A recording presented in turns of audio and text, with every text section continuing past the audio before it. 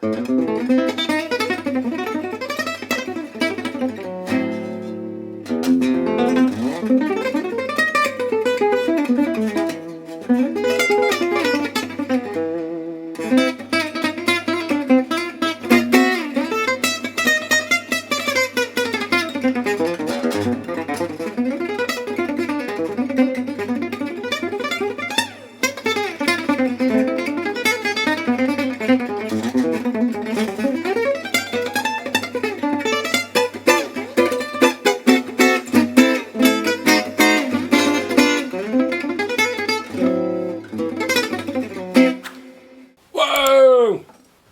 of gypsy jazz there for you.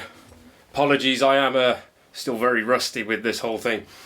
Anyway, I'm just going to do a brief explanation on my love and hate of the style, but also a bit of background, because you'll notice I've had this out a couple of times in the past in a few videos, just playing a few snippets. But and forgive me, I'm a little bit congested here. I was professional gypsy jazz at one point, would you believe, for quite a few years.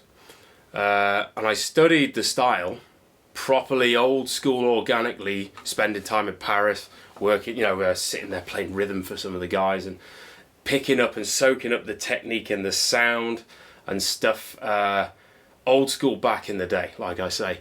But I had a very specific sound that I was drawn to. Obviously, because everyone, I'm sure you're all aware of, Django Reinhardt obviously is responsible for this style and is still the undefeated king, even though you've got loads of guys have come after him and covered it and brought it forward, very technical and all that.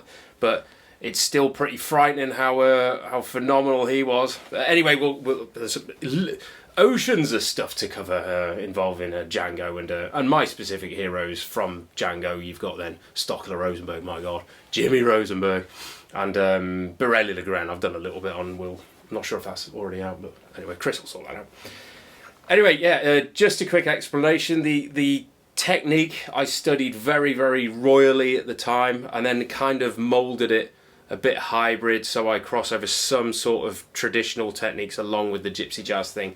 The main thing being, when the guys play this stuff, it's all about projection and being heard, because the style back in the day, in the 30s, 40s, they used to have to play in a big hall and be heard. They didn't have, your big massive Marshall or triple rectifiers or any of that, so they had to do it, excuse me, just with their hands. Which is where the style sort of comes from, picking into the string, the rest stroke, getting the most volume, the small sound hole, spiking it right through like an ice pick in the eye, That's where you get quite harsh tones sometimes, with the guys hitting it as hard as they can. Anyway, and then you get like Stockler Rosenberg, who can do both. He plays it so hard sometimes, but so delicately. Oh, he's got such monster technique. Anyway, I don't have to digress, don't I? But let me just explain. So I was professional, and I was really getting pushed quite hard back then to maybe make it my main thing and be like a bit of a gypsy jazz, player, like full on, and try and push myself out. But I there's a certain thing about the style that I just didn't sit well with me, and I do feel bad because I offended a lot of the jazz crowd back in the day. I've changed a bit now, I'm a lot more open-minded, but I just didn't like the majority of the stuff that we would play would be standards, jazz standards from that era. And I just didn't like the kind of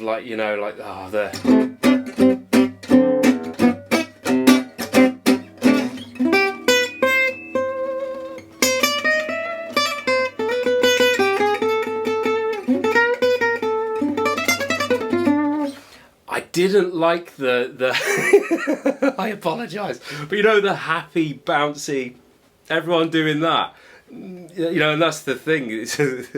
People are gonna hate me, but the gypsy jazz thing, it is very nice and bouncy and happy, and they all sit like that, and they look at each other and they congratulate themselves on being so clever. I'm gonna do a bit of try tone substitution here, darling. I'm gonna go back here. It had to be you. It had to be you. And I was just, oh God, yeah.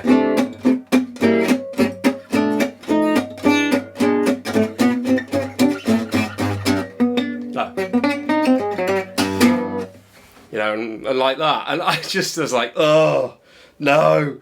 Because I came from, like, you know, Metallica and who else was I into at the time? You know, Dream Theater, I think, you know, when I started this style. And I think they just brought out with Wake, so I was used to, like, you know, and Pantera and stuff like that. And then I was all of a sudden going, it had to be you. It had to be you. But it was a great excuse to play. I'm not. Forgive me. I'm sorry. In all seriousness, I do love it. I'm not a fan of the major stuff. So all the stuff I used to love was the real dark side of it. Oh, incidentally, like Dark Eyes.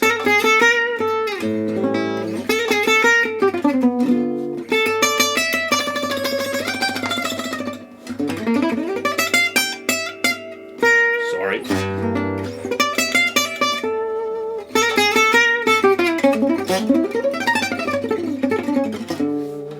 That was much better. And things like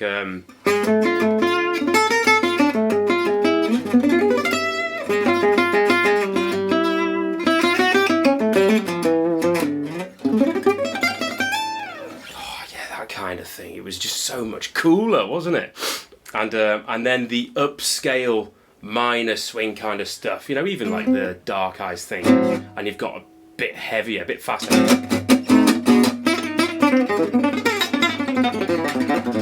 Oh, anyway, sorry, I apologise. So I just loved that kind of thing. So when we used to do these big professional gigs, you know, literally, people wouldn't notice because we'd chop and change it dynamically, darling. So we'd sometimes play real fast, but then we'd bring it down and play a much more...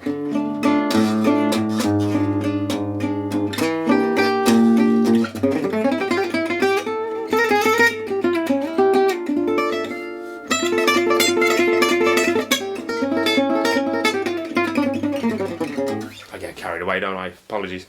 You know, do the waltzes and stuff like that, but they'd always be in a minor key, and I used to wind the other guys up because they'd want to play other stuff, and I'd just be like, no, I'm not playing it. Anyway, apologies. So the thing that is, I think I offended so many of them, but also I just didn't want to be part of that world where you're just playing jazz standards all the time. I wanted to do like kind of my own thing and write my own stuff, and there was room for it, but I guess I just didn't want to get sort of boxed into it because it's a very specific sort of world. However, coming out of retirement, I am going to try and really get back into it and try and be part of that community again. See if they'll let me back in, and then take it from there. And the other thing is, Rick and I have obviously got these projects coming up, and his classical background is phenomenal, and we're thinking about trying to bring those two worlds together, because obviously the jazz element derived from the classical element, cycle of fifths, cycle of four, all that type of stuff. There's so much stuff we could do, and it's a great break from just the full-on shred metal stuff, isn't it?